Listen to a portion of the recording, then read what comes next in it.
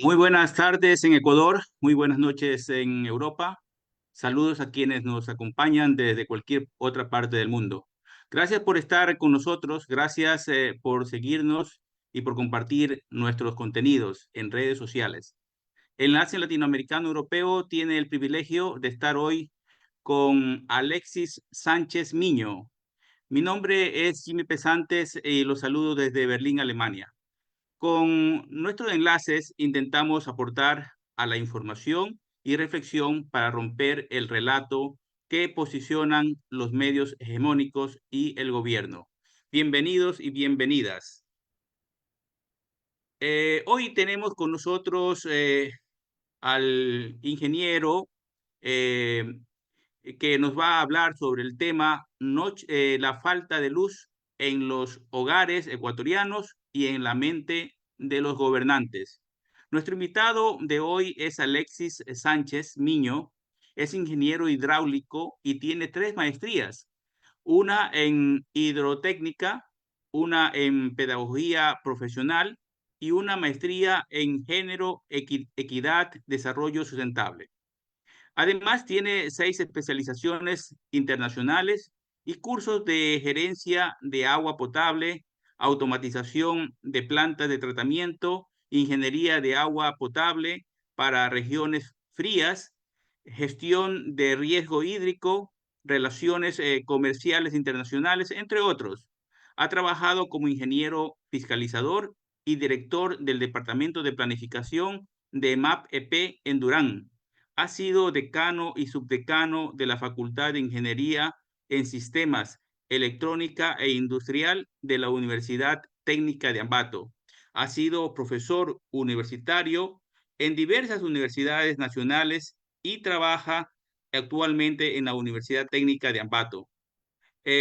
También ha tenido cargos como gobernador de Tungurahua, asambleísta por Tungurahua, como subsecretario nacional de agua potable y saneamiento, ha sido secretario nacional del agua y también ha trabajado como gerente de la empresa pública de agua. Además, tiene diversas publicaciones propias como la gestión integrada de agua y otras traducidas del búlgaro y del inglés sobre ingeniería hidráulica y saneamiento del agua. Él le da la más cordial bienvenida. La palabra es suya, ingeniero Alexis. Bueno, muchísimas gracias. Buenas noches por allá, por Europa y buenas tardes en Ecuador. Para mí es un placer poder compartir con ustedes. Al tiempo de felicitarles porque verdaderamente su iniciativa, su trabajo es altamente importante, como ustedes bien lo resaltan, ¿no? El solo hecho de mantener este enlace, juntando voces de diferentes países en Europa y transmitiendo desde allá para nuestro país y el mundo entero, es una forma justamente de sustentar, de fortalecer, de solidificar la identidad ecuatoriana y hacerlo con propuestas, analizando las situaciones que vive nuestro país, que atraviesa, y pues de este compartir nacen ideas, se reproduce el conocimiento y se aporta efectivamente al desarrollo del país. Bien, una pequeña apreciación, nada más, una pequeña corrección. Cuando usted hablaba de mi trayectoria de la empresa pública, es de la empresa pública de Ambato, en donde trabajé 20 años, ¿no? En Durán no he tenido la posibilidad de estar trabajando. Lamento, como todo el resto de ecuatorianos, la situación trágica que atraviesa ese cantón, que esperemos que la podamos superar lo antes posible. Bien, miren, ¿de qué vamos a hablar el día de hoy? La crisis energética tiene muchísimas aristas. Sin embargo, yo quisiera entablar este conversatorio partiendo de algunas premisas que nos permitan entender cuál es la situación, luego tratar de descubrir, decantando los diversos acontecimientos, tal vez en orden cronológico, para saber dónde están las responsabilidades y no quedarnos en eso, sino, ok, de esas responsabilidades tratar de buscar las razones, por qué hemos llevado al país a esta debacle, a este desastre nacional, que podríamos simplificarlo diciendo que hace 7 años, al 2017, el Ecuador era un país que no solamente había satisfecho sus necesidades de demanda energética, sino que teníamos excedentes que los exportábamos a Ecuador, a Perú, perdón, y a Colombia, y adicionalmente estábamos considerados entre los 5 países en el mundo, no me refiero a Latinoamérica, no me refiero a Sudamérica, en el mundo de seguridad energética. Esto era porque contábamos con una matriz energética que había sido elaborada, trabajada y en la cual se invirtió muchísimo dinero de todos los ecuatorianos para resolver, diríamos, este déficit energético que lo arrastramos de décadas atrás.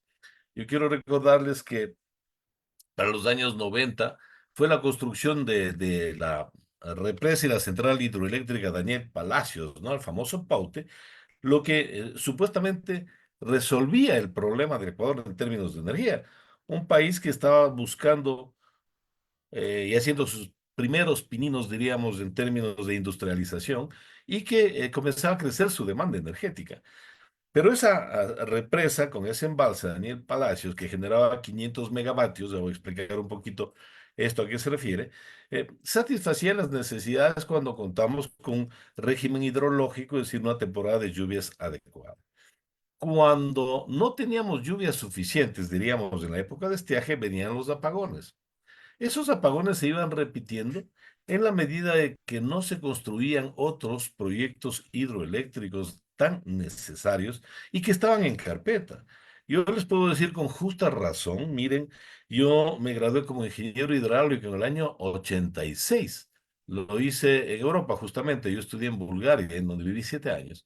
Y el tema de mi tesis de graduación fue justamente el prediseño de la central hidroeléctrica Coca-Codo Sinclair, de la cual tanto hablamos ahora y que llegó a construirse más de 30 años después y con cierta variación en su concepción. Pero lo que les quiero decir es que esto no se inventó en la década de la Revolución Ciudadana, sino que ya Inecel entonces venía trabajando con muchos proyectos a los cuales los gobiernos de turno no les habían dado la importancia del caso.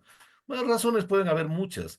Entre ellas, pues, habían aquellos grupos de poder, aquellas élites vinculadas directamente con los gobiernos de entonces, que no les interesaba que tuviéramos satisfechas las demandas energéticas, porque era un pingüe negocio, un gran negocio, el que barcazas, como aquella que ahora mismo está anclada en la central molinera, aquellas barcazas que estaban durante la época de invierno, diríamos, ancladas en el puerto de Guayaquil, cuando venía el estiaje en Paute, entraban a trabajar directamente y le prestaban el servicio al país para reducir los apagones, cobrándole 7 veces, 10 veces más de lo que cuesta generar con agua 1 kilovatio hora. Es decir, para que ustedes tengan una idea, lo que nos cuesta a los ecuatorianos generar hídricamente 1 kilovatio, estamos hablando de alrededor de 3 a 5 centavos. Cuando nosotros compramos a una barcaza como esta barcaza turca o aquellas barcazas que tenían ecuatorianos alquilando al gobierno, del cual eran parte, por cierto, nos costaba alrededor de 35 centavos. Es decir, se paga por cada kilovatio de 7 a 10 veces más cuando se lo compra a una barcaza, es decir, generación termoeléctrica, y mucho más en estos casos cuando las barcazas son traídas de sitios tan eh, lejanos, diríamos, y medio increíbles de entender como Turquía, ¿no? Ahora, pues bien, esta situación en Ecuador se mantuvo hasta que el año 2007 entra a gobernar el expresidente Rafael Correa con una propuesta transformadora en términos de carácter energético, entendiendo que sin electricidad no existe desarrollo en un país. Y se acomete con mucha fuerza en lo que significa la construcción de proyectos olvidados, analizando nuevas alternativas, nuevas propuestas, porque han pasado 10, 15, 20, 30 años, y pues efectos del cambio climático, las hidrologías, la hidrología es una sola, pero digamos, la hidrología de cada una de las cuencas hidrográficas en el país y en el mundo entero cambia. No tenemos la misma cantidad de agua que teníamos antes en ninguna parte. Ustedes miren, ustedes viven en Europa y saben cuál es la circunstancia. Cada vez veranos más fuertes, ¿verdad? Y cada vez inviernos más fríos, veranos más calientes, inviernos más fríos. Esto llevado a términos hídricos significa estiaje en verano, inundaciones en invierno. Esto es muy importante que lo tomen en cuenta. Se acomete entonces con la construcción de 8 centrales hidroeléctricas muy grandes de diferente tipo, más algunas termoeléctricas y eólicas. Ojo, no solo se construyó en 10 años las centrales hidroeléctricas, estas son las más grandes, las más representativas, pero también se construyeron centrales de fuentes alternativas y limpias, ¿no? Y por ejemplo, el año 2007 entra a gobernar Rafael Correa Delgado y en el año 2009 se tuvo todavía apagones. Y se diría, bueno, carambas, ¿cómo es posible que ya con una propuesta energética se tengan apagones? Hubo apagones porque los proyectos hidroeléctricos, cuando son representativos, demoran al menos 4 a 5 años en su construcción. Por eso es tan crítica la situación ahora, si la trasladamos al momento actual, porque no podremos resolver esta crisis después de 7 años de abandono en que ha crecido la demanda del 70% y no se ha introducido un solo megavatio. No esperemos que se pueda resolver en un mes, en 2 meses, en tres. Se debe retomar el plan nacional. Pero bien, vamos por partes.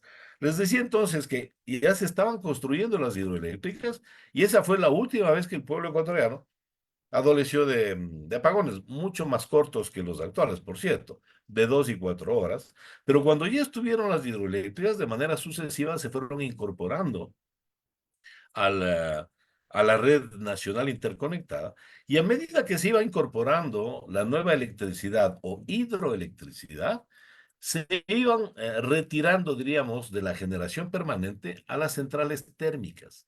Las centrales térmicas, cuyo parque, diríamos, en capacidad instalada es casi de 3.000 megavatios. Sí, pero ya tenían algunas 80 años, 60 años, 40 años, y fueron saliendo para ser reemplazadas. Esto con un objetivo eminentemente ambiental, también económico, claro. Ya les digo que es mucho más barato producir hidroelectricidad, pero también por las emisiones CO2. O sea, nosotros estamos aportando en términos de una matriz limpia, renovando las fuentes de energía. Pero esas centrales térmicas que salieron de funcionamiento debían mantenerse operativas, ¿sí? Las mejores, las de mayor capacidad, las más nuevas, aquellas que no habían agotado su vida útil.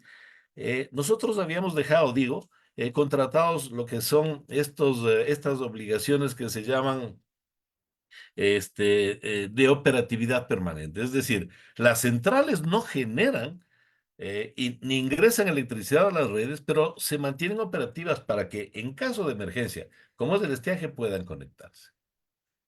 Lamentablemente, bueno, esto hasta el año 2015, digamos. Del año 2016 entra la central Coca-Cola Sinclair, que es la obra de ingeniería más grande de la historia del país. Yo la compararía tal vez con el tren de Alfaro hace más de 100 años. Pero no hay otra obra que signifique tanto para el desarrollo del Ecuador. La electrificación es fundamental y entraron 1.500 megavatios. Pero así como es la obra más grande de la historia de la ingeniería del país, también ha sido la más vilipendiada. Es la obra que se dijo que se iba a destrozar, que tenía ni sé cuántas decenas de miles de fisuras, que era un elefante blanco, que se construía por gusto, porque no era necesario, porque la capacidad instalada del país ya no ameritaba más obras, que era negociado, que era fruto de la corrupción, y tantas tonterías que lamentablemente alimentaron lo que significa la debacle que vivimos hoy. Ahora, para irnos insertando en una realidad ya numérica, voy a tratar de explicarles algunos conceptos para que ustedes vean cuál es la situación nuestra luego de esta pequeña introducción. Nos hemos quedado el año 2016 en que entró la central Coca-Cola Sinclair con 1.500 megavatios, ¿no es cierto? Y con ella ya tuvimos excedentes para exportar y efectivamente lo hicimos 2016, 2017 a Colombia y Perú. Bien, ¿cuál es la demanda nacional actual al momento? Es decir, ¿cuánta potencia necesitamos los ecuatorianos para que el país se desarrolle con normalidad? Si lo medimos esto en potencia instalada en megavatios, lo que necesitamos en hora pico, es decir, cuando más consumo existe, son 4.500 megavatios, más o menos, ¿no? 4.500 megavatios. Ahora bien, si sumamos la capacidad instalada hidráulica, más la capacidad instalada térmica, más las otras fuentes que son menores, pero tenemos biogás, tenemos algunas eólicas, tenemos biomasa, etcétera. Sumado todo esto, tenemos alrededor de 8.250 megavatios instalados. Ustedes me dirán, caramba, necesitamos 4.500 y tenemos 8.250. ¿Por qué entonces los apagones? Y aquí viene precisamente esta situación. Mire, nosotros al introducir las hidroeléctricas en la matriz energética, en la base, en la esencia de la matriz energética, obviamente dependemos mayormente del agua, ¿sí? Llegamos inclusive hasta alrededor del 90% en capacidad instalada. Pero en estiaje, esa generación hídrica se reduce al 65-60%. Y resulta ser que es justamente ahí donde las termoeléctricas tienen que entrar a cubrir el déficit. ¿Cuál es la realidad al momento? Mire, de la capacidad térmica instalada, que son 2.800 megavatios más o menos, de esa capacidad térmica, ¿cuánta está operativa? Nada más 900. Entonces, ahora dependemos de la tercera parte en energía térmica, más la capacidad hidráulica reducida por un fuerte estiaje, que no es cierto cuando manifiesta el gobierno que este es el estiaje peor de los últimos 60 años. No, no es cierto. Esto es una exageración que busca solamente justificación a su inoperancia, a su ineptitud, a su falta de conocimiento y también déjenme decirlo, yo estoy seguro que a su afán privatizador. La inversión en infraestructura hidráulica en el país es inmensa. Para que ustedes tengan una idea, solamente Coca-Cola Sinclair supera los 2.500 millones de dólares. Si hicimos 8 hidroeléctricas, más todo lo que significa la inversión en los diferentes sectores, obviamente que es un gran atractivo para los inversionistas privados, nacionales y extranjeros, que buscan comprar esa infraestructura con gran inversión a precio de gallina enferma, ¿no? Y como lo dice Noam Chomsky, ¿no? Este filósofo norteamericano que entiende muchísimo de economía, que a pesar de su formación social, habla con muchísima propiedad de esta realidad, nos dice y nos recuerda que para poder privatizar de manera exitosa y beneficiosa para los privatizadores infraestructura pública, tienes primero que deteriorar su imagen, tienes que destruir su potencialidad, tienes que desvalorizarla para que justamente se pueda adquirir, diríamos, a un costo 4 o 5 veces menor a un costo real. Entonces, también existe esta velada situación. Comienza entonces un proceso de desinstitucionalización del Estado el año 2018, 2017, con Lenín Moreno, cuando, por ejemplo, ahora, miren ustedes la falta de orientación alrededor de la política energética. Les recuerdo que el Ministerio Coordinador de Sectores Estratégicos, justamente que sentaba a los 5 ministerios involucrados, a la Secretaría del Agua, a lo que era la Secretaría de Riesgos, al Ministerio de Energía, a Minas y Petróleos, etcétera, lo desaparece. Desaparece el Ministerio Coordinador entonces de Sectores Estratégicos, ¿no es cierto? Luego se fusiona al Ministerio de Energías Renovables, que es el que manejaba justamente la política energética de la que estamos hablando, con el Ministerio de Minas y Petróleos. Y caramba, sí, son sectores estratégicos, pero no son concurrentes. Hay muchísimas temas contradictorios que deben trabajar coordinadamente, eso es una cosa, pero se fusionan. Y con la Secretaría del Agua sucede lo mismo. Desaparece la Secretaría del Agua, que era la autoridad única del agua, ¿no es cierto? Que tenía un plan nacional del agua hasta el año 2035, con 178, 176 proyectos multipropósito, que tenían justamente la visión, ¿no es cierto?, de proteger, de conservar las cuencas, de proteger el agua, las fuentes en cantidad y en calidad, y que por tanto estaba íntimamente relacionado con la política energética. Entonces, a la CENAGUA se la desaparece y se la fusiona con el Ministerio de Ambiente y Agua, se la subsume en una subsecretaría que no tiene en absoluto la calidad de autoridad única y que además ha incumplido desde entonces con el Plan Nacional del Agua.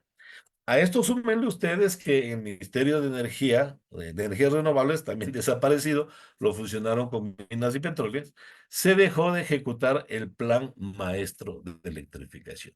Entonces comienza la desinstitucionalización del Estado desde, digamos, la parte administrativa. Se suspenden técnicamente los planes, tanto el Nacional del Agua cuanto el Plan Maestro de Energía, y luego en 7 años no se construye un solo megavatio se ha implementado en 7 años. Ahora díganme ustedes, nuestro país, la demanda, el consumo crece al año alrededor del 8 al 10%. Entonces, en 7 años, digamos que ha crecido la demanda 70%. Imagínense ustedes cualquier tipo de negocio, de emprendimiento, no sería una política energética en un país que no introduzca absolutamente nada para atender una demanda creciente en 70% en 7 años. Es una locura si pensamos que más allá de los excedentes que tuvimos entonces, con ellos podemos alcanzar a satisfacer la demanda. Entonces, aquí dos cosas. La primera, desconocimiento, ineptitud, absoluta improvisación, ¿no es cierto?, de gobiernos y técnicos al frente de los ministerios. Y no se olviden de la segunda parte, ¿no? Los afanes privatizadores. Entonces, ponle mal, destruye al sector estratégico energético para apoderarte de esa gran infraestructura y ponerle al servicio de tus intereses grupales, económicos, familiares, personales, que es lamentablemente lo que se pretende hacer. Entonces, más o menos la realidad es esta. Les voy a hacer un pequeño resumen. Nosotros en capacidad instalada tenemos al momento de 8.250 megavatios. Lo que necesitamos es 4.500. Crecemos más o menos alrededor de 450 megavatios por año en demanda, en consumo. No se ha atendido en 7 años, tremenda crisis, porque las centrales térmicas que debieron haber estado operativas, no lo están. Y claro, ahora desesperadamente buscan ponerlas operativas, pero esto no funciona así. Una turbina de una central térmica, usted no la consigue en el mercado. Tú no puedes salir a comprar una turbina o pedir un proveedor que te la traiga, no. Son hechas, digamos, en función de la procedencia, si es de Alemania, si es de Estados Unidos, etcétera. Son hechas a la medida. Tú dices, yo la turbina que necesito de estas características, etcétera, con estas condiciones, y eso toma meses. Hace un año, Jorge Glass, en las pocas semanas que estuvo libre gracias a ese odio irracional, sí, lo decía y lo advertía con propiedad. En muchos programas, en la radio, en algunos espacios que se le concedió, él decía, por favor, gobierno, póngase, asúntese si ustedes quieren, póngase pilas que se viene el estiaje. No tienen ustedes contratos de operatividad con las termoeléctricas y vamos a tener problemas. Se vienen los cortes de energía si no toman las medidas adecuadas. ¿Ustedes creen que alguien le hizo caso?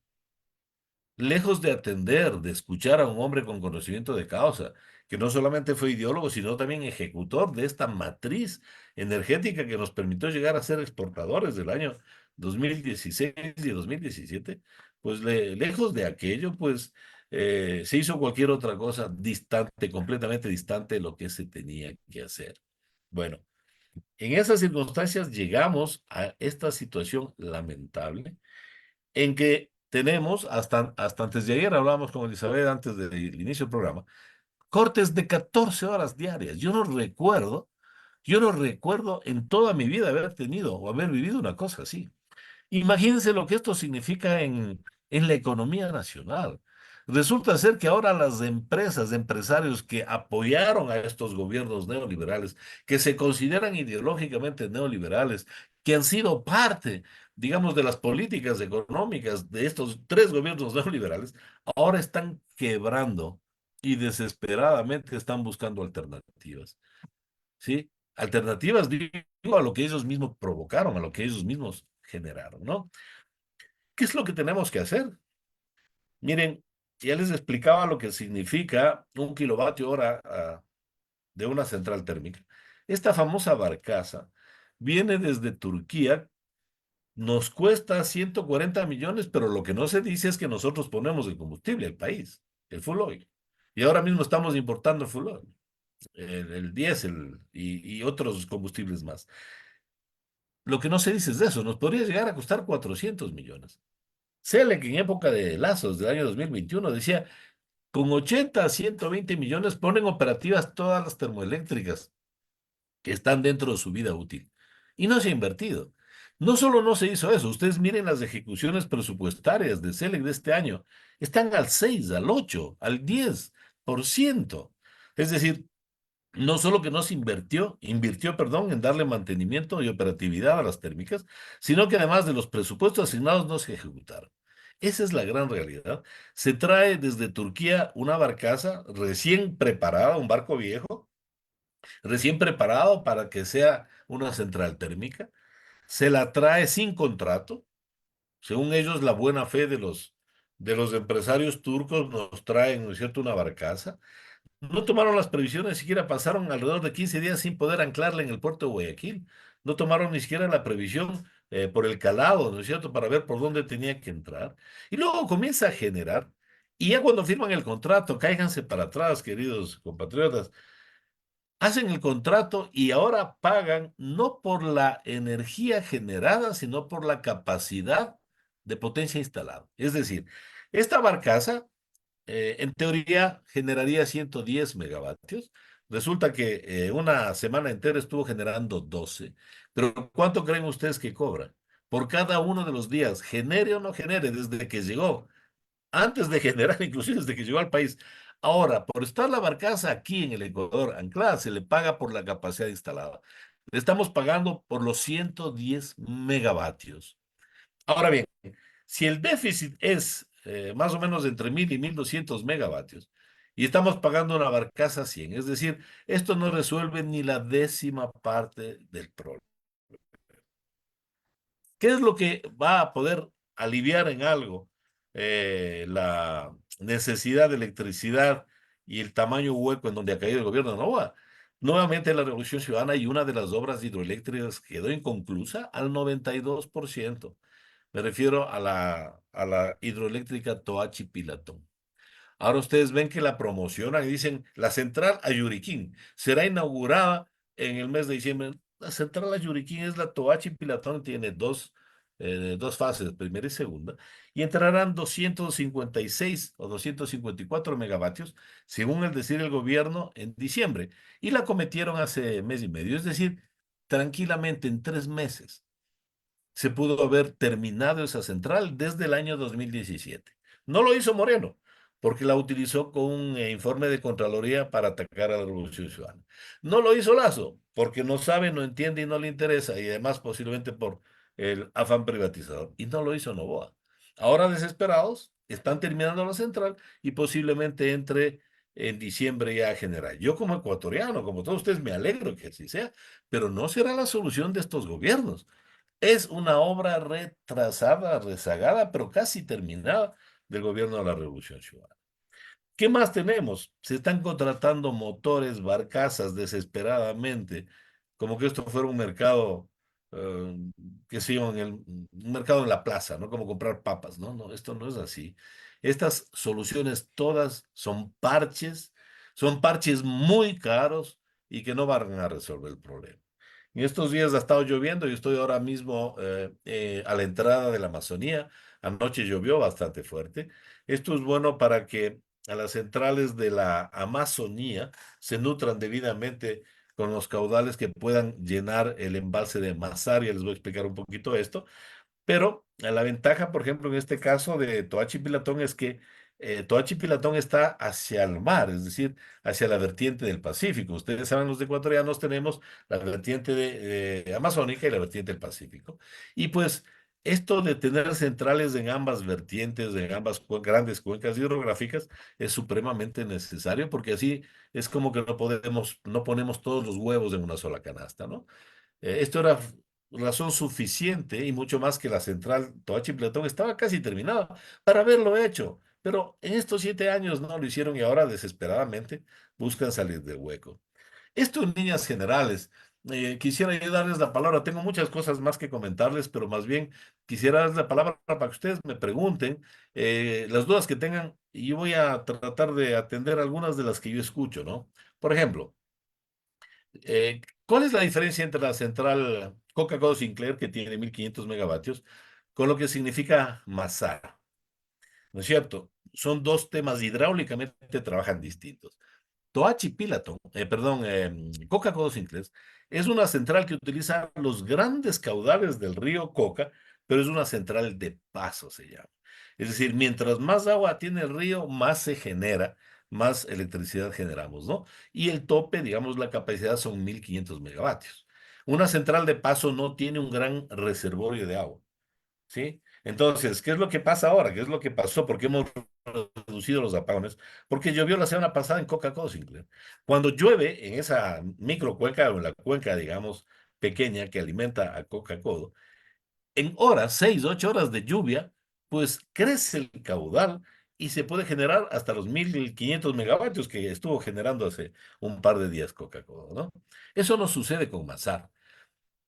Masar es un gran reservorio, 500 millones de metros cúbicos de agua.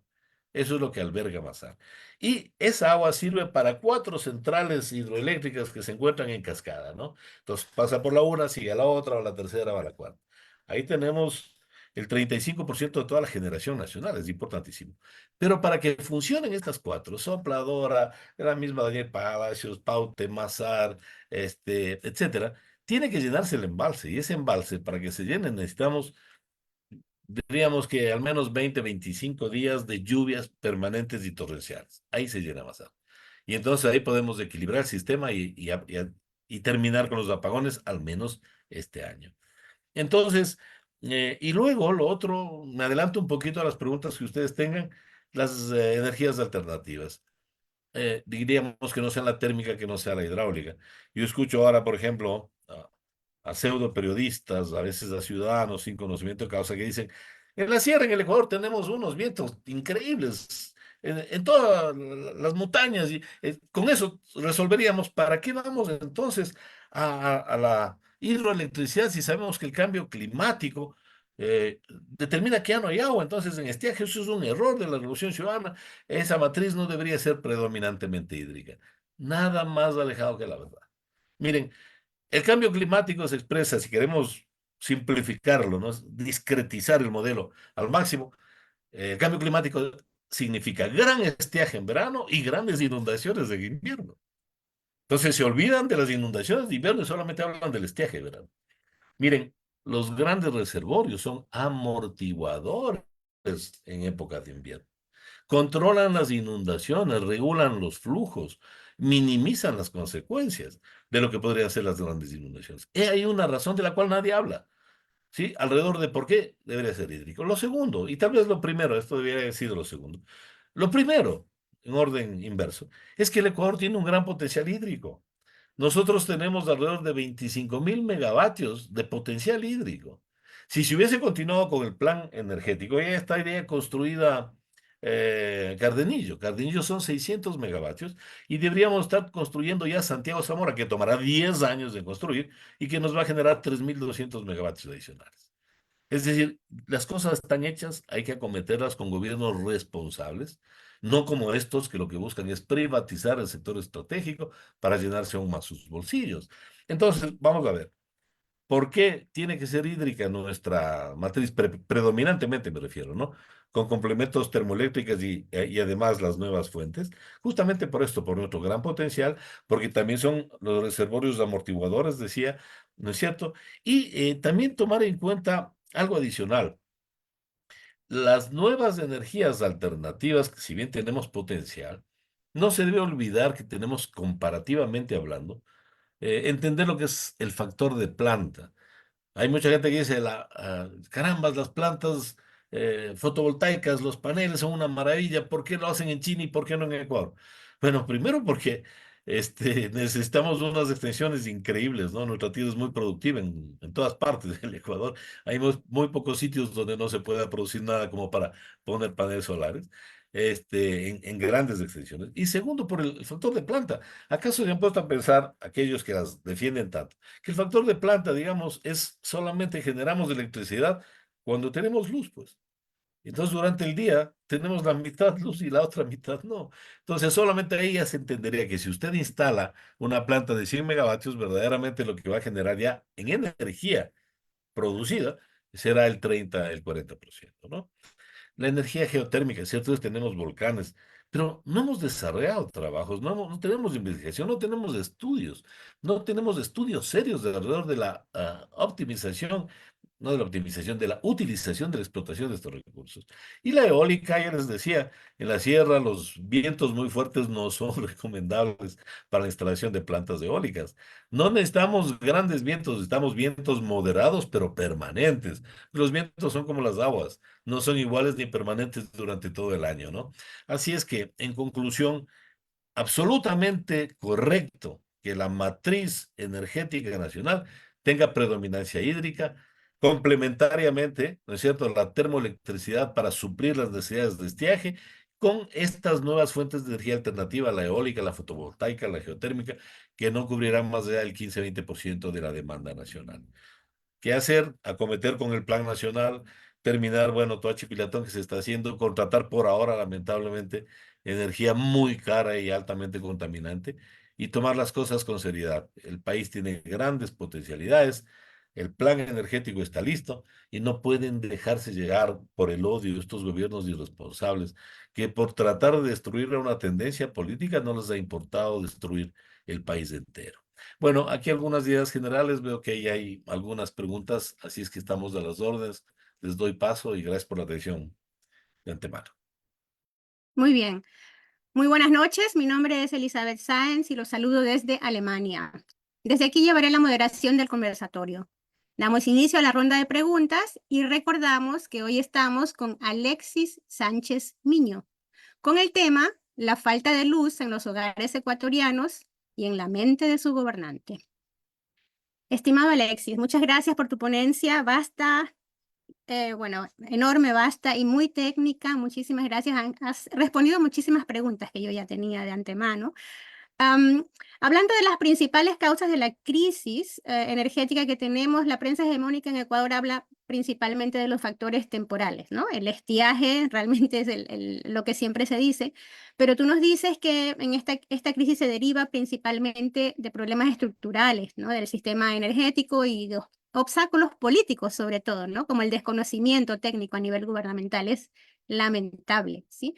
La pregunta sería, ¿qué hacer en este momento y de qué manera? Yo me pregunto de qué manera podrían, por ejemplo, los gobiernos autónomos o descentralizados, mejor dicho, en Ecuador, contribuir para mitigar esta crisis a nivel local. Correcto. Bueno, son algunas cosas las que se pueden hacer. Yo comienzo recalcando aquello que tú planteas en tu pregunta. ¿Es el estiaje la causa de la crisis energética y los apagones? La respuesta es categóricamente no.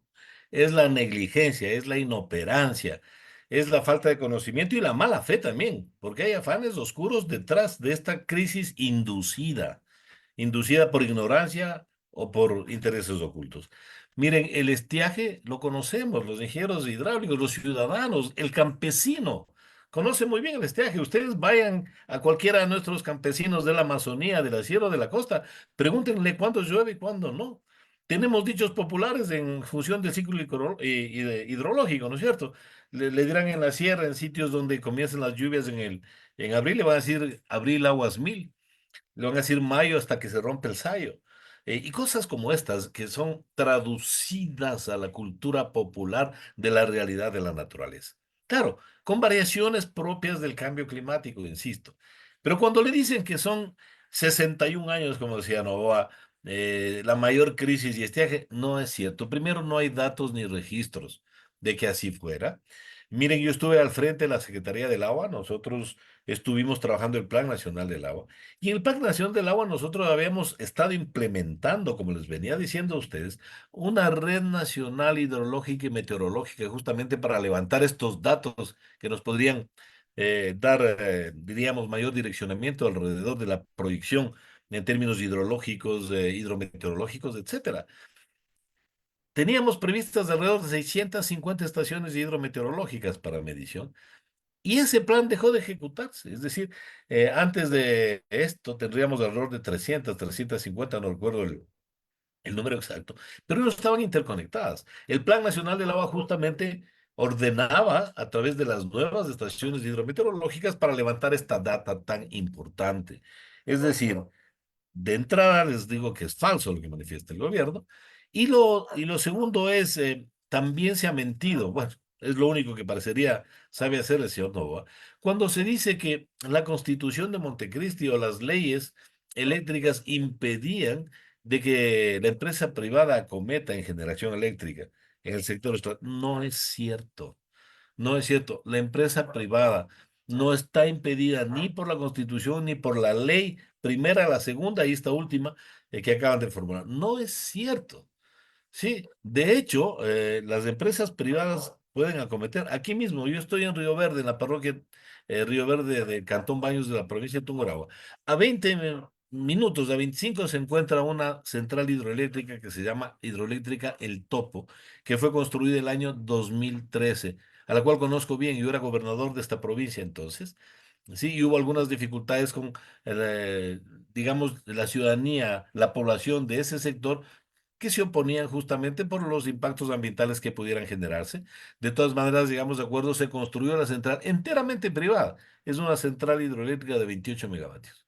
Les pruebo con datos de que no es cierto lo que se dice. Y los gobiernos autónomos descentralizados también pueden, y de hecho, como planteaba Elizabeth, deben acometer con este tipo de centrales hidroeléctricas. Aquí en Tungurahua tenemos una, en donde el gobierno provincial, una central hidroeléctrica anterior, la puso en funcionamiento. Son 8 megavatios nada más, pero es importante. Si vamos sumando con lo que pueden hacer los gobiernos autónomos descentralizados, los provinciales especialmente, ¿no? Podrían hacerlo también los municipales, pues tenemos ahí una alternativa que va a ir sumando, ¿no? Y las empresas privadas también. Miren, la ley eléctrica permite lo que significa, digamos, un usuario privado con generación, que tenga generación, puede hacer lo siguiente, puede utilizar energía eléctrica de la red, ¿no es cierto? Con un medidor de doble vía que se llama, y cuando tenga un excedente en su producción energética puede hacerlo al revés. Ese medidor lo que hace es mide al revés para que esa energía entre a la red interconectada. Eso legalmente es posible. No se ha hecho en su momento debido a que, ya les digo, al año 2017 teníamos excedentes energéticos y nos permitíamos exportar energía. Así es que todos podemos hacer las cosas. Lamentablemente ahora, diríamos, tenemos un gobierno, además de inepto, absolutamente inoperante y además soberbio, ¿sí? Y con el plus adicional que se encuentra en plena campaña electoral. Y en esa campaña electoral lo que va a hacer es mentir que será la única alternativa que tenga para tratar de engañar una vez más al pueblo ecuatoriano alrededor de una realidad. Lo que a Novoa le va a servir será nuevamente, como les decía un momento, terminar una central hidroeléctrica que lo pudo haber hecho en estos 10 meses, le sobraba el tiempo, introducir 256 megavatios, esperar que siga lloviendo en la Amazonía, que se recuperen las cotas en Mazar para que puedan eliminarse los apagones, lo cual no elimina el problema. El problema lo volveremos a tener de aquí a un año.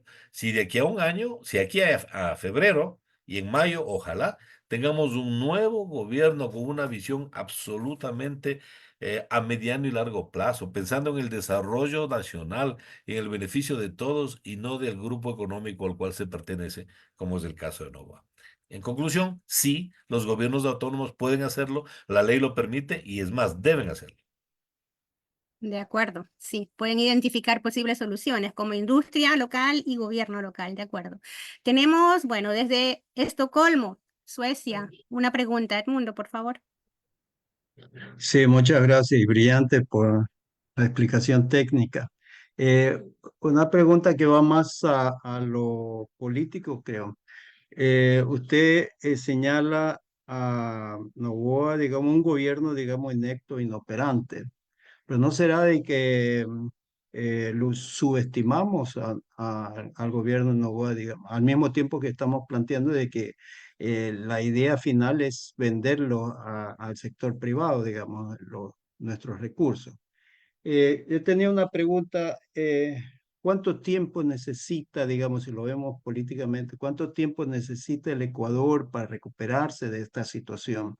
Y de aquí hasta febrero, digamos, las elecciones, digamos, ¿qué es lo que puede conseguir este gobierno, digamos, para no llevar, digamos, una pérdida, digamos, contar que bastante gente votaría en contra por lo que está sucediendo, pero al mismo tiempo otros datos señalan de que de que no, tiene su base fija de alrededor del 20-25% de que lo sigue independientemente de la situación eléctrica que tengamos en el Ecuador.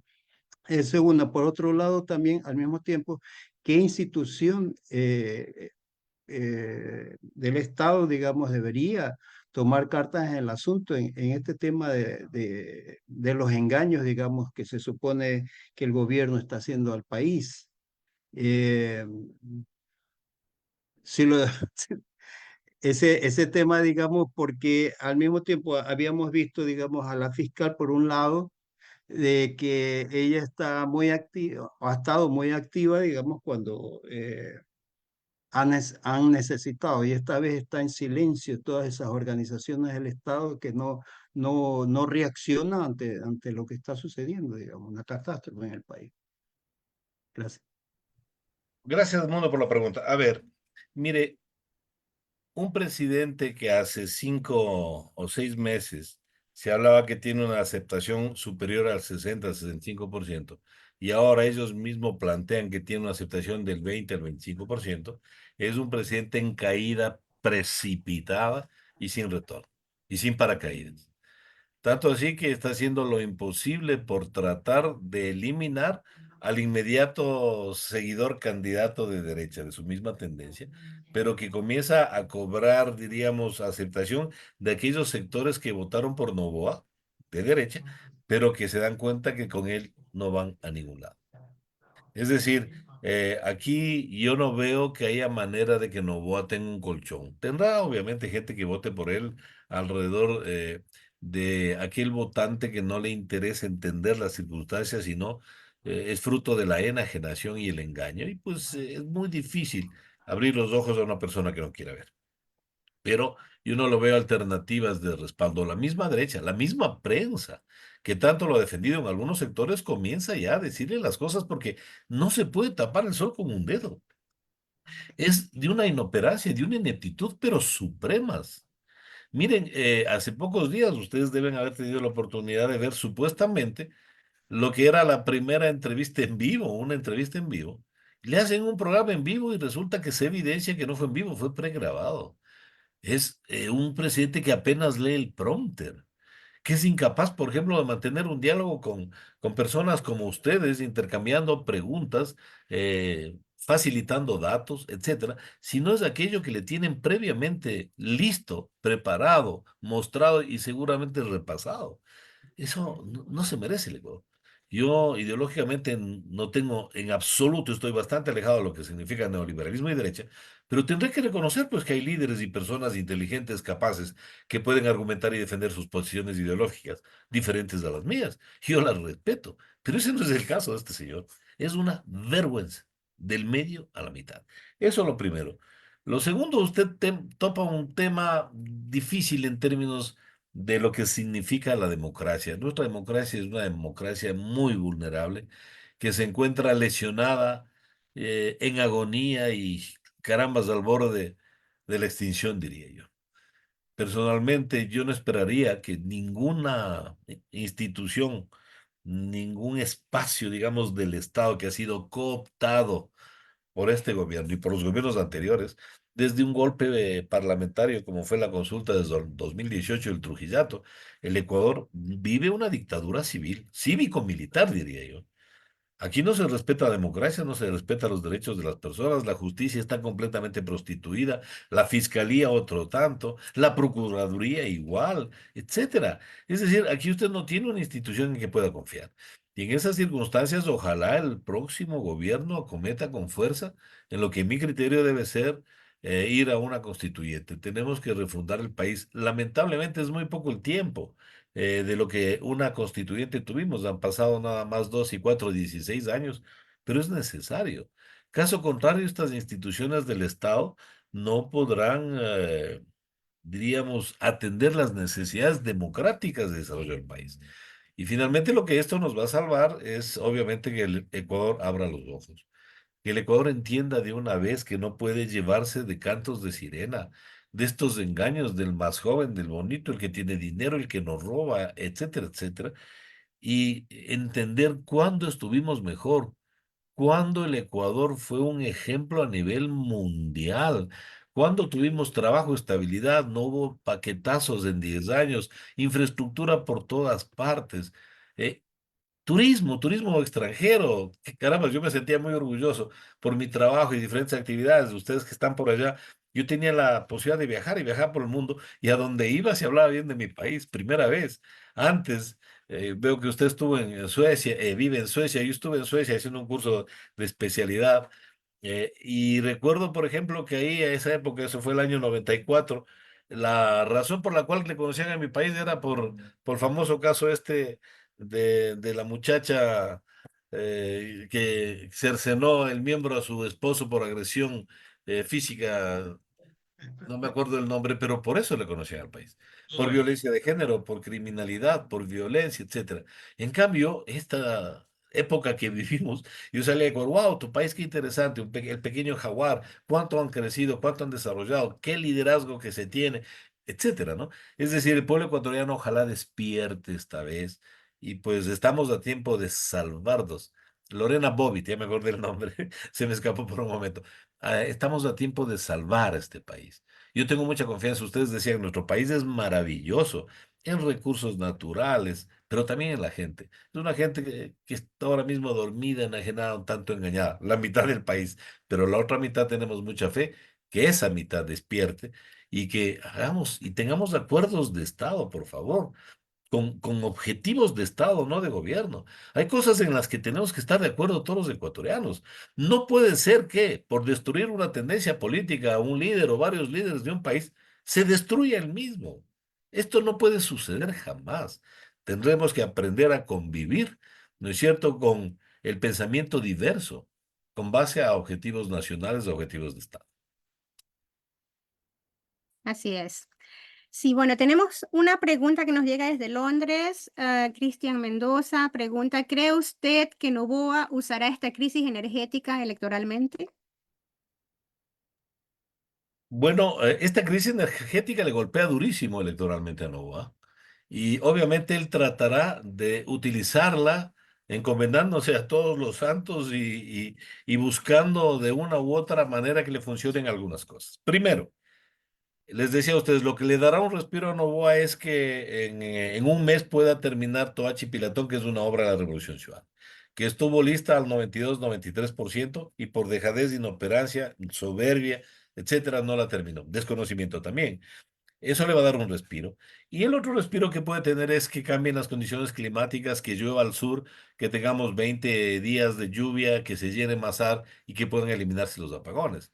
Sin embargo, aquí estaremos los voceros, los técnicos y también programas y espacios como este, diciéndole al país que terminen los apagones este año, ahora en diciembre. Yo creo que será en enero que ya no tendremos apagones, digamos, por la situación hidrológica, climática no es la solución. El problema seguirá persistiendo hasta el próximo año si no acometemos en un plazo de 6 meses a poner a punto el parque automotor, el parque térmico, perdón, el parque termoeléctrico, aquel que puede ponerse a punto, ¿no?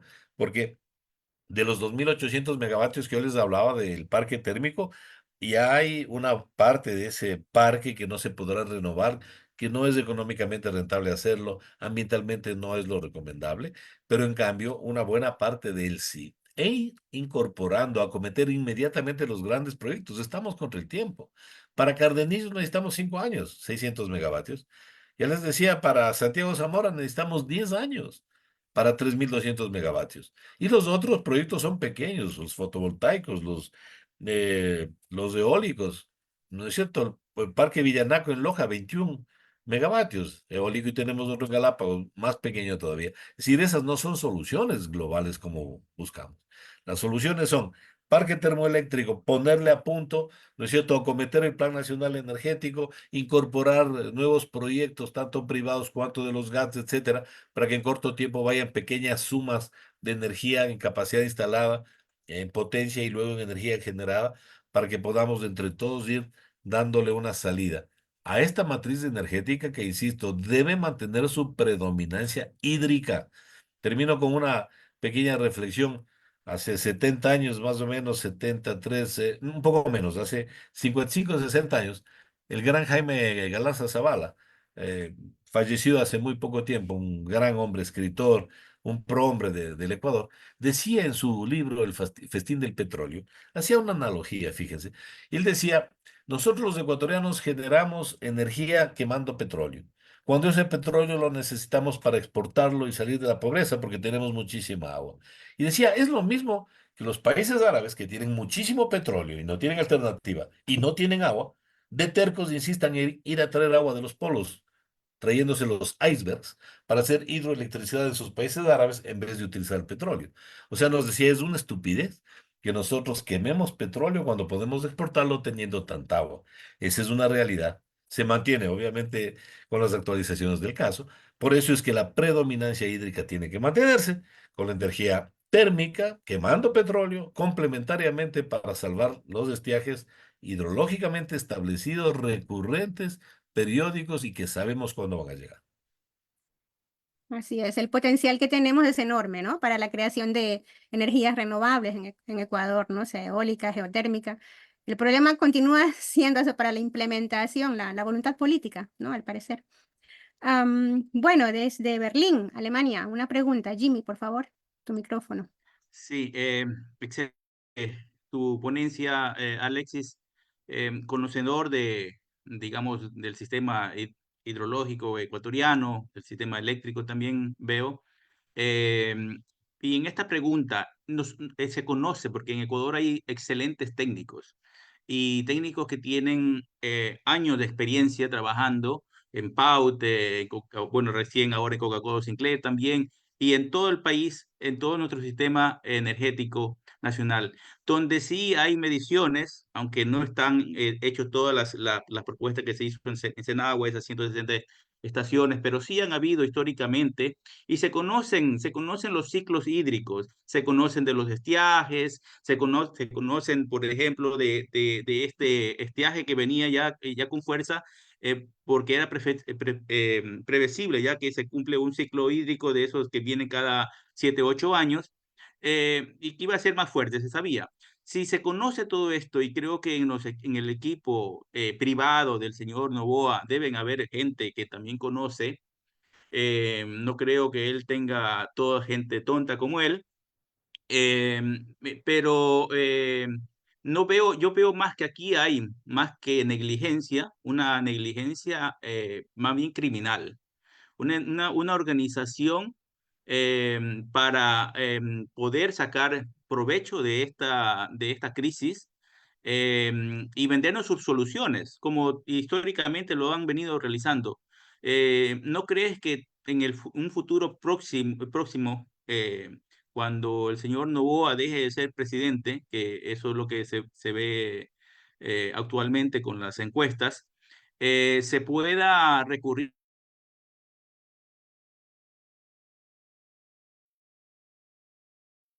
Eh, no sé si solo soy yo. que de las crisis energéticas nos cueste más de 2.000 millones de dólares, sino que también hay gente que ha muerto, gente que muere, ¿no?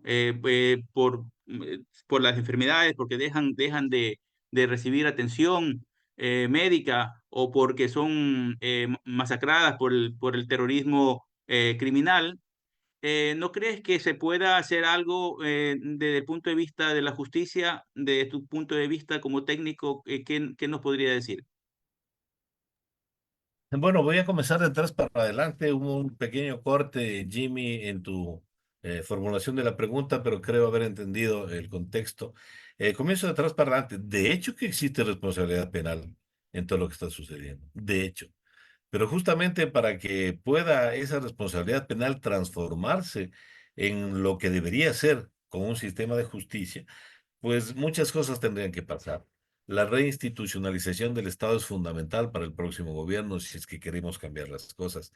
Ayer yo leía la noticia. Miren, la ineptitud de este gobierno, ahí discrepo un poco contigo porque la ineptitud no solo es del gobernante mayor, la ineptitud de su equipo, pero es que yo no escucho a uno. No escucho a uno que tenga coherencia, racionalidad, conocimiento de causa. Es decir, son un grupo de muchachos malcriados que no tienen idea de lo que significa este país y poco les importa. Les decía que ayer yo leí una noticia porque tenemos los planes supuestamente programados con los horarios, ¿no es cierto? Y resulta que ayer un técnico de CENEL estaba haciendo su trabajo fuera del tiempo, diríamos, estaba en corte de luz, ¿no es cierto? Reconectaron a hora anticipada y el hombre falleció. Es decir, ahí hay una negligencia y una responsabilidad, como aquellas muertes lamentablemente por falta de atención médica, y esto no solamente en el tema de salud, que es una crisis terrible también, no solamente por esto, sino por ejemplo porque no se han asignado los presupuestos para las enfermedades crónicas, para las diálisis. Es decir, habría muchísimas responsabilidades de carácter penal respecto a lo que se viene haciendo, ¿no? Tuvimos ministros, ustedes vieron, pues, ¿no? Una ministra de, bueno, de lo que era, debió haber sido ministra del agua, pero es parte ahora, la ministra de Ambiente, que decía que dentro de su plan para el año 2024 iba a hacer el revestimiento de 9.500 kilómetros del río Mosquito, ¿no? El río Mosquito es un río pequeño en la provincia de Manabí, no sé si hay manavitas entre ustedes, que tiene 65 kilómetros del río Mosquito. Y ella hablaba de que va a revestir en 9.000, sí, 9.500 kilómetros, o sea, 3.000 kilómetros más que el río Nilo, que es el río más largo del mundo. Un ministro del agua que hable con semejante desparpajo, tantas estupideces, es motivo de vergüenza, de escarnio, pero no solo para el gobierno, pues, sino para los ecuatorianos, para nosotros mismos. Y escucharon pues a la primera dama, ¿no es cierto? A la bella y la bestia, según los disfraces de Halloween, una fiesta extranjera, se olvidó de hacer algún pronunciamiento, un saludo el Día del Escudo Nacional, pero no se olvidó de festejar Halloween, ¿no? Vestido de bella y bestia, en esto por lo menos acercándose un poco, parece que a la realidad. Pero escuchamos pues a la bella primera dama manifestar que el Sol es un planeta. Y cosas como estas en todo el equipo. Ustedes le escuchan al ex ministro de Energía, que ya salió, pero salió y de Guatemala pasamos a Guatepeor, ¿no es cierto? Pero este ministro decía que fue una zarigüeya la que generó el apagón. Y salió el ministro de Gobierno y dijo que los apagones no se iban a dar. Se había dado uno, dijo que era por falla humana, y a una semana estábamos con cortes de 4 y 6 horas. Es una total inoperancia. No tiene gente, no tiene equipo. Y parece que no le importa.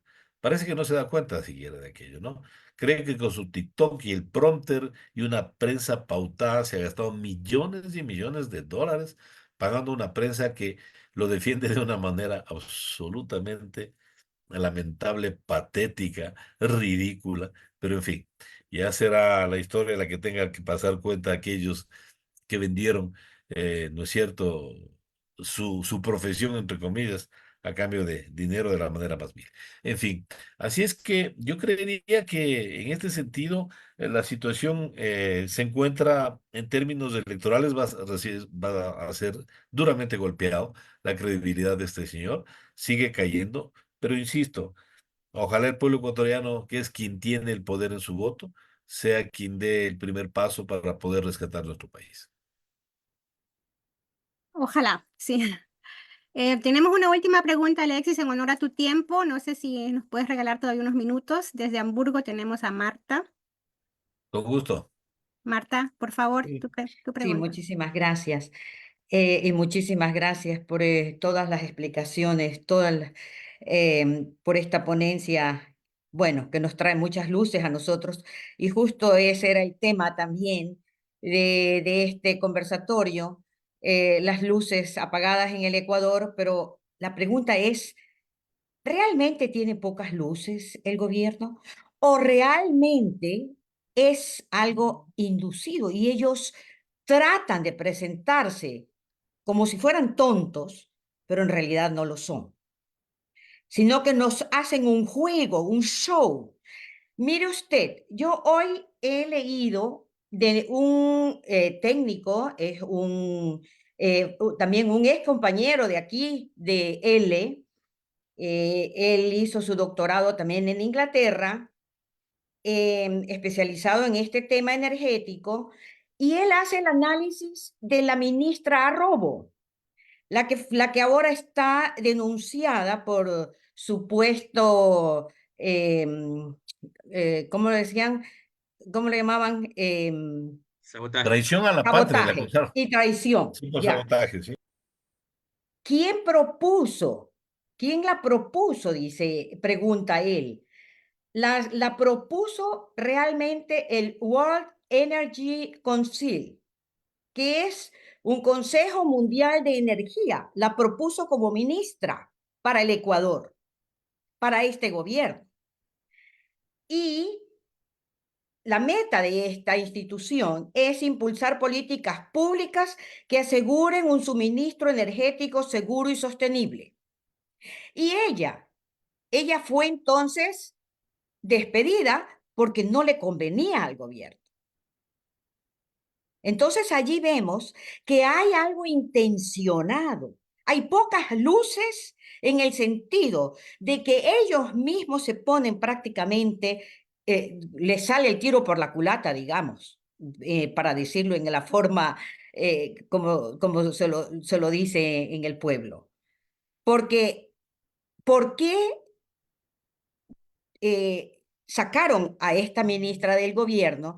Y quizás nosotros no sabemos qué propuestas ella tenía, y lo único que sabemos es lo que ahora ha salido a la luz, que ella le advirtió y prácticamente él no hizo caso, sino que lo que le convenía era que su consulta, y le dijo, pues, no, mi consulta está en peligro. Entonces no puedo hacer, no puedo poner en peligro mi consulta, no van a haber cortes de energía, sino que no lo voy a hacer. Y prefirieron entonces plantearle la denuncia, etcétera, etcétera. Ese es uno de los puntos. Y el otro punto es, claro, aquí en Hamburgo hay prácticamente una producción de energía en base a la basura. Y es algo que sustenta la ciudad de Hamburgo con la energía producida en base a esto. Esto podría ser también un ejemplo, o podría ser un ejemplo para los gobiernos locales, para suministrar, por lo menos, claro que no es en gran cantidad, pero para satisfacer la necesidad quizás, o una parte de la necesidad de energía. ¿Qué nos dice al respecto? Muchas gracias. Ok, muchas gracias a usted, Marta. A ver, vamos por partes. Miren, yo le he escuchado le escuché pues cuando estuvo en funciones de la ministra Robo, y a mí me sorprende un poco esta referencia que hace usted alrededor de que fuera una recomendación de un Consejo Internacional de Energía, porque ella no tiene perfil profesional energético. Ella es internacionalista, es orientada en ciencias sociales, fue mi viceministra de Gobernabilidad de Lazo y no tiene o no tenía ninguna trayectoria en términos, diríamos, energéticos, ¿no? Ni función pública anterior, excepto ese paso por el gobierno de Guillermo Lazo. Pero efectivamente usted tiene mucha razón, Marta, cuando dice que ella anticipó. Esta señora, que es una mujer joven, diríamos, ella no sabiendo en qué se había metido, ¿no es cierto? Se asesoró convenientemente de los técnicos, de su ministerio técnicos de carrera, que como usted bien dice, lo decía también hace un momento, Jimmy, hay gente de muchísima probidad profesional. En el Ecuador hay excelentes técnicos de primera línea. Y eso le dijeron, miren, ministra, por favor, asesórele al presidente y dígale que se vienen los estiajes y que hay que hacer urgentemente esto, esto, esto, esto. Y ella lo que hizo fue transmitir esa información. Y resulta que cuando lo hizo, pues no le hicieron caso, no le tomaron en cuenta. Ella no insistió, tampoco seguramente entendía la magnitud de todo esto. Y claro, cuando explotó, la toman a ella como cabeza de turco, ¿verdad? Como chivo expiatorio. Y, y fíjense aquí, nos damos cuenta de la calidad humana de este personaje, de este señor. O sea, a su misma ministra, para salvar su imagen pública, la destroza. La acusa de cualquier cosa, de traición a la patria, de sabotaje. Es decir, solamente un miserable es capaz de hacer una cosa así. Lejos de defender, obviamente, si ha cometido un error que salga, pero le hace una acusación, pero en términos de lo más degradantes.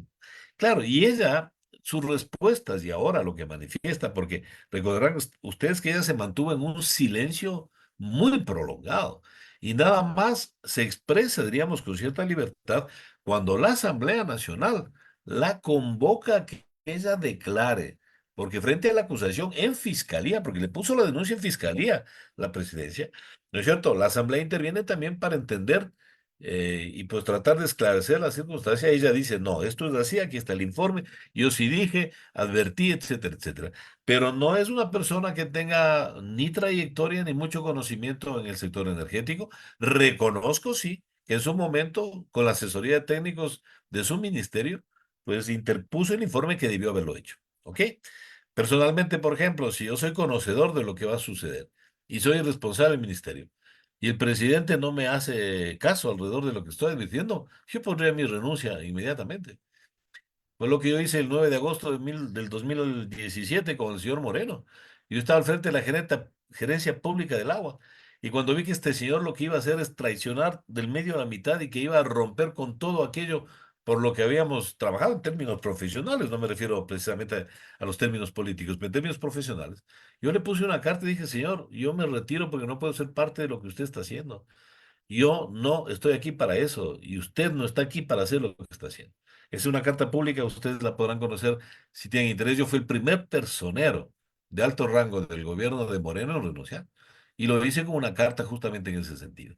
Pero en fin, lo que les quiero decir entonces es que esa es una realidad solamente acotando lo que decía Marta.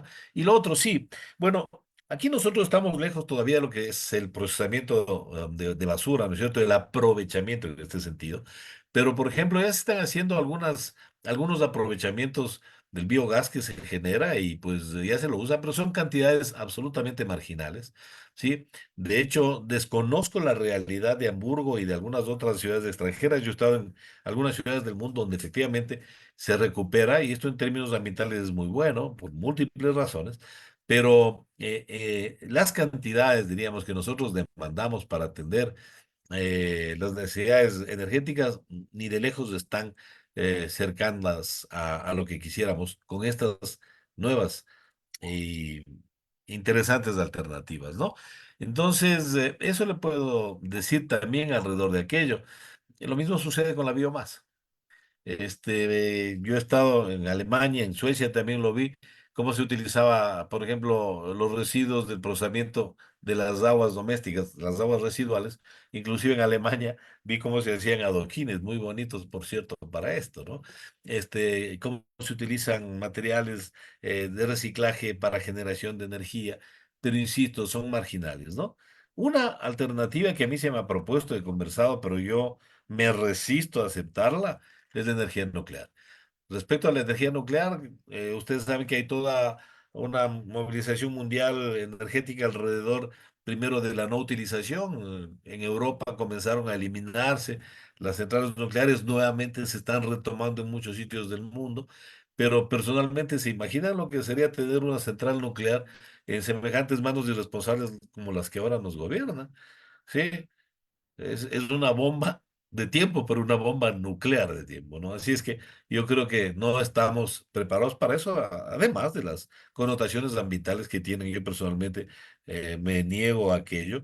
Insisto en la analogía de Jaime Galarza, o sea, nosotros teniendo tanta a pesar del cambio climático, que optemos por otras alternativas cuando tenemos cualquier cantidad de agua, que tenemos que bien utilizarla, es un poco contraproducente. Eso es lo que les podría decir. Quizás solamente una acotación, Elizabeth. Sí, adelante.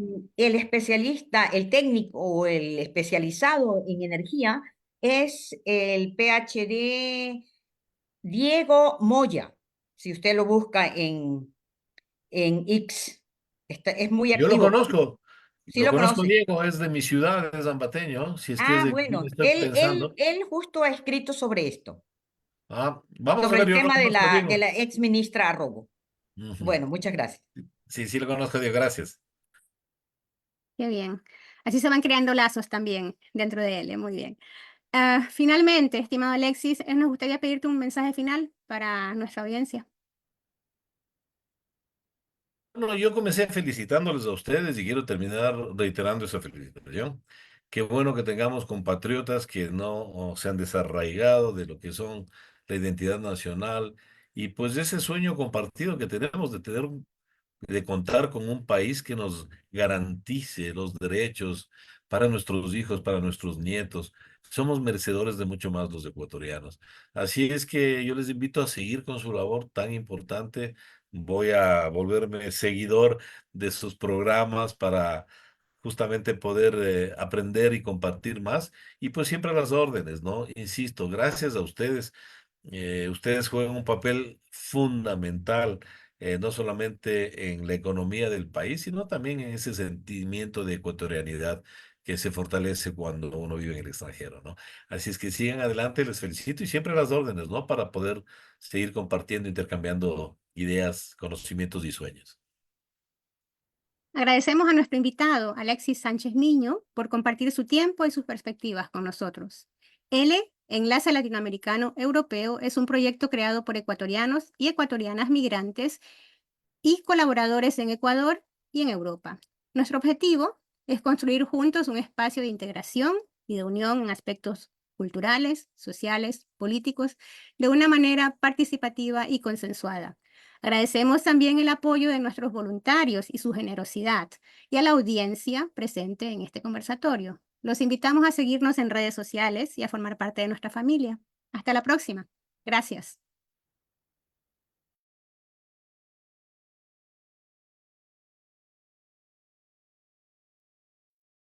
Jimmy.